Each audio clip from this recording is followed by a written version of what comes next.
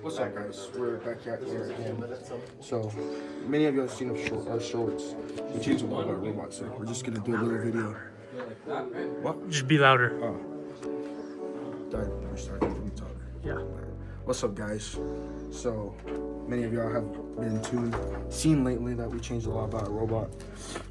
A lot of changes. So, we just decided to make a video walking through each specific change that we made. One change, major changes, this was our previous intake for Meet 2 and 3. We decided we're gonna go with a rubber band intake, which I can get a ball here. Gets more pressure on the ball and easier intake when there's not a motor there. Then another thing we did involving the intake and the up system is we deleted a whole motor instead of being intake motor and then transfer motor to the shooter. We decided to make it one system as a whole. So now we have one motor for both, and it eliminates a whole motor, gives us less weight, more space, and it's much easier to operate. Then we changed up the ramp. If you want to zoom in there, change up the ramp to a 3D printed ramp. So once the ball intakes up, if it's fast enough, it comes in here. This is another change we made. The servo kicks the ball up into the shooter, and we took this piece off the ramp and made a whole solid piece along the top. And I think another thing we did was just minimize a lot of moving parts. Now just a lot of moving parts and make it less redundant. Now we want to show you all the changes in action. Better action, match action. So if we want to drive up to that ball so we can intake it. Oh, it would help my controller was on. Y'all can see the speed of the ball intake is much faster, and you can fit more balls in there. And then to shoot.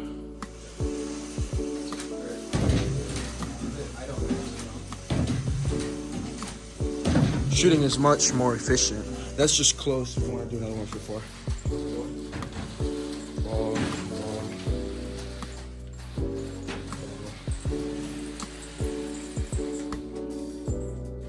The aim might be a little off. Yeah. Oh. You did it too fast. But works much better. And next we'll get you a close-up of the mechanisms working. Recording. Alright guys, so just want to show you how much better this intake is. If you want to get under the intake a little bit so you can